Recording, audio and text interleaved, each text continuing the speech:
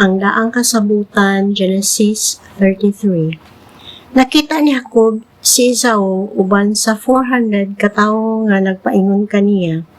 Busa gibahin-bahin niya ang iyang mga anak kanila ni Leah, ni Raquel, ug sa duha ka ulipon nga babae. Maoy iyang gipauna ang mga ulipon ug ang ilang kabataan, unya gipasunod si Leah ug ang iyang mga anak, ug gipaulahi niya si Raquel ug si Jose. Unya miuna si Jacob kanila ug miyukbo sa makapito hangtod miabot siya duol kang Esau. Apan midagan si Esau aron pagtagbo kang Jacob ug migakos ug mihalok kaniya. Nanghilak silang duha ug sa pagkakita ni Esau sa mga babae ug sa mga kabataan nangutana siya, "Kinsa man kining mga kuyog nimo?" Mitubag si Jacob, "Kini sila mao ang mga anak nga gikaluoy sa Dios paghatag kanako." Unya miduol ang mga ulipon nga mga babae uban sa ilang mga anak ug miyukbo. Miduol usab si Leah ug ang iyang mga anak ug sa katapusan si Raquel ug si Jose nga miyukbo usab. Nangutana si Esau, "Unsa man di ay kadtong laing panon nga akong gikatagbo? Unsa may buot ipasabot ni adto?" Si Jacob mitubag, "Igasa ko kadto kanimo aron mahimuot ka kanako." Apan miingon si Esau, "Igsuon, aduna ako'y akua nga igo na kanako. Busa ayaw na lamang akong hatagi." Miingon si Jacob, "Dili mahimo kung tinuod nga gipasaylo mo na ako. Dawata ang akong gasa kanimo.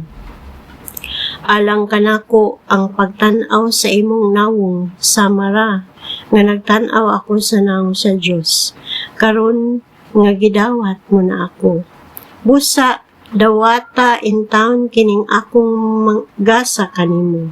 Maayo kaayo kanako ang Dios ug gihatagan niya ako sa tanan kong gikinahanglan." Nabugos gayud si Jacob kang Esau, busa gidawat na lamang ni Esau ang gasa. Miingon si Esau, "Ana, manglakaw na kita ug ako'y maguna." Mitubag si Jacob, "Nasayaw ka nga luya ang mga bata ug anaa pay anakan nga mga karnero ug mga baka nga nagkinahanglan sa akong pag-atiman. Kung pugson sila sa paglakaw paspas, bisag usak lang kaadlaw, mga matay silang tanan. Busa, una lang kamo ug muhinay-hinay ra ako sunod.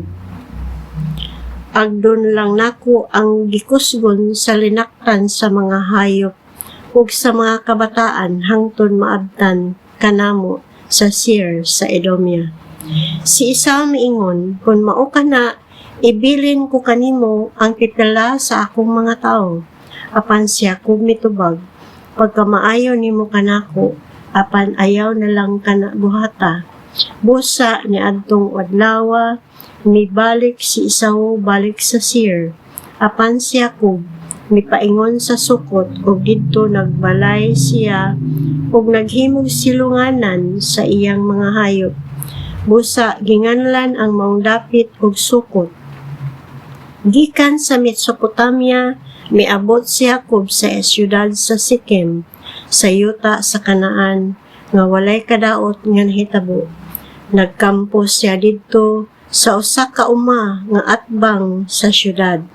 Gipalit niya ang maong uma gikan sa mga kaliwat ni Hamor, nga amahan ni Sikem og 100 kasalapi. Unya naghimo siya didto halaran o ginganlan niya kinig El, ang Diyos sa Israel.